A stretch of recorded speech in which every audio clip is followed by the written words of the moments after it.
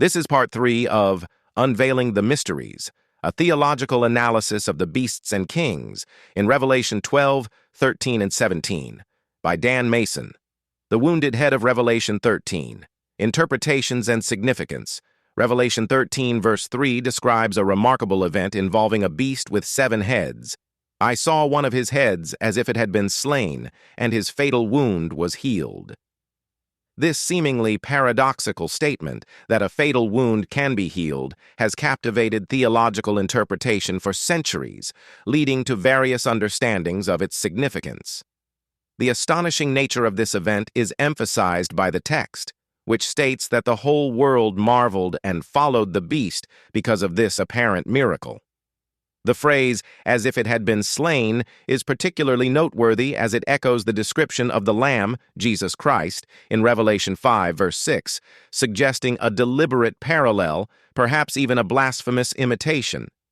This connection suggests the possibility that the beast's healing is a counterfeit resurrection, intended to deceive and draw worship.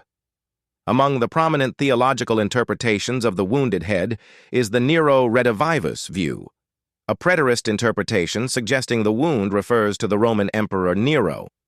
Following his suicide in AD 68, rumors circulated that Nero had not truly died and would return to power, possibly with an army from Parthia. Proponents of this view argue that this myth aligns with the description of the beast's wounded head that was healed. However, this interpretation faces several challenges, including the discrepancy that Revelation 13:3 specifies a wound to the head, not the throat, where Nero inflicted his fatal blow. Additionally, it requires accepting the historical accuracy of these rumors and legends, which are considered spurious by many scholars. Furthermore, it clashes with the depiction in 2 Thessalonians 2:8 of Christ slaying the Antichrist at his coming, as Nero died before the generally accepted date of Jesus' coming in preterist theology. Another significant interpretation views the wounded head as symbolic of the fall and subsequent revival of an empire, often identified as the Roman Empire. Some within this perspective see the wounding as the decline and fragmentation of the Roman Empire, perhaps marked by the abolishment of pagan idolatry under Christian emperors. The healing is then interpreted as the resurgence of imperial power, potentially through the influence of the papacy, which is seen by some as a continuation of Roman authority in a different form. This view emphasizes the historical transformations of the Roman Empire and its enduring influence throughout the centuries. A third major interpretation understands the wounded head as a literal, mortal wound inflicted upon the Antichrist, the end times figure of ultimate evil, followed by a miraculous healing or resurrection. This view often draws parallels with the Lamb's death and resurrection, suggesting that the Antichrist will stage a counterfeit resurrection to deceive the world. The language used in Revelation 13, verse 3, describing the beast as slain and then lived, echoes the terminology used for Christ's death and resurrection.